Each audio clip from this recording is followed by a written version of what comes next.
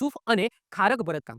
સૂફ અને ખારક ભરતકામ એકચ્યુઅલી એક જ સમુદાય દ્વારા બે અલગ અલગ પ્રકારના ભરતકામ ભરવામાં આવે છે.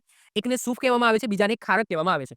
ઉપરનું જે ભરતકામ છે એ સૂફ ભરતકામ છે. કયું છે? સૂફ. અહીંયા લખેલું પણ છે. અને નીચેનું જે ભરતકામ તમે જોઈ શકો છો એ છે ખારક ભરતકામ. વાત કરીએ આપણે સૂફ અને ખારક ભરતકામની, જે કચ્છની અંદર જાણીતું છે. તો મેઘવાડ મારું સમુદાય તેની બે ગણાતી થ્રેડ એમ્બ્રોઇડરી શૈલી. આ થ્રેડનો મતલબ શું થાય? મેં વાત કરીને એમ, થ્રેડનો મતલબ થાય દોરા. શું થાય? દોરા. દોરા એટલે કે જે દોરાથી તમે વળો છો એ દોરા. દોરા એટલે કે દોરા કહો, તાર કહો, એનો મતલબ શું? એટલે કે થ્રેડનો શબ્દ એ ઉચ્ચાર એનો બતાવે છે. શું બતાવે છે? કે એક દોરા, એક તાર એવું બતાવે છે. તો થ્રેડ એમ્બ્રોઇડરી શૈલી માટે જાણીતો, જેને સૂફ અને ખારક કહેવાય છે. ફેબ્રિક પર કોઈ, ફેબ્રિકનો મતલબ શું થાય? કપડું. ઓકે, ફેબ્રિક શબ્દ યુઝ કરવામાં આવશે તેનો મતલબ થાય કાપડ. શું થાય? કાપડ. એટલે કે સુતરાઉ ફેબ્રિક. પછી સમજી લો ઊનનું, વૂલ ફેબ્રિક. ઓકે, તો ફેબ્રિક એટલે શું? ઊનનું કાપડ. ઓકે, એટલે કે વૂલ ફેબ્રિક. પછી સમજી લો રેશમનું કાપડ હોય છે તો કોટન ફેબ્રિક. ક્લિયર? તો ફેબ્રિક એટલે કાપડ. ફેબ્રિક પર કોઈ રૂપરેખા અથવા તો રેખાંકન કરવામાં આવતું નથી.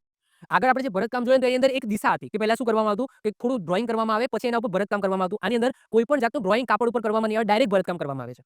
તો ફેબ્રિક પર કોઈ રૂપરેખા અથવા તો રેખાંકન કરવામાં આવતું નથી. એના બદલે ફેબ્રિકના થ્રેડોની ગણતરી કરવામાં આવે. થ્રેડો ધેટ મીન્સ કે દોરા. ઓકે, દોરા. થ્રેડોની ગણતરી કરીને રચનાને માનસિક રીતે મનની અંદર પહેલા તો તૈયાર કરવામાં આવે છે અને એના પછી ભરતકામની અંદર ઉતારવામાં આવે છે. કોઈ પણ જાતનું રેખાંકન કે એવું ડ્રોઈંગ કરવામાં આવતું નથી.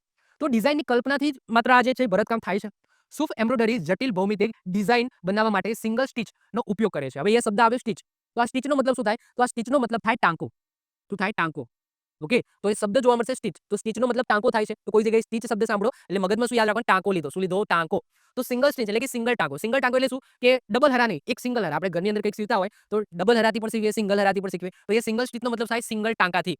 સિંગલ ટાંકાનો ઉપયોગ કરવામાં આવે છે સૂફની અંદર. સૂફ એમ્બ્રોઇડરી ફેબ્રિકની રિવર્સ બાજુ પર કામ કરે છે. રિવર્સ બાજુ પર કામ કરે એનો મતલબ શું? કે જે બાજુ ભરતકામ કરવામાં આવે છે એ બાજુ એની આકૃતિ નહીં હોય, એની બીજી બાજુ એની આકૃતિ હશે. એટલે કે સૂફ એમ્બ્રોઇડરી ફેબ્રિકમાં રિવર્સ બાજુ પર કામ કરવામાં આવે છે અને તેને ફેરવવામાં આવે ત્યારે આગળના ભાગમાં એમ્બ્રોઇડરી દર્શાવે છે. એટલે કે ભરતકામ છે એ બીજી બાજુ થાય છે. જે બાજુ તમે ભરતકામ ભરો છો એકચ્યુઅલી એ બાજુ આકૃતિ નથી બનતી, બીજી બાજુ આકૃતિ ઉભરીને આવે છે. ખારક ભરતકામની વાત કરીએ તો ખારક ભરતકામ શૈલીનું નામ ખારેક ઉપરથી પડ્યું છે. ખારેક. ખારેક એટલે આપણે કહીએ છીએ ને ખજૂર. ખજૂર સુકાઈ જાય તો એને ખારેક કહેવામાં આવે છે, અથવા તો ખજૂરને કચ્છની અંદર ખારેક જ કહેવામાં આવે છે. તો ખજૂરના ફળ માટેનો કચ્છી શબ્દ છે ખારેક, અથવા તો આપણી ભાષામાં આપણે શું કહીએ છીએ કે ખજૂર છે એ સુકાઈ જાય તેને ખારેક કહીએ છીએ. ક્લિયર? તો એ ખારેક શબ્દ ઉપરથી આ ખારક નામ છે એ આવ્યું છે. તેમજ જટિલ ભૌમિતિક સ્વરૂપે દર્શાવવામાં આવે છે. તો આ થઈ ગઈ સૂફ અને ખારક.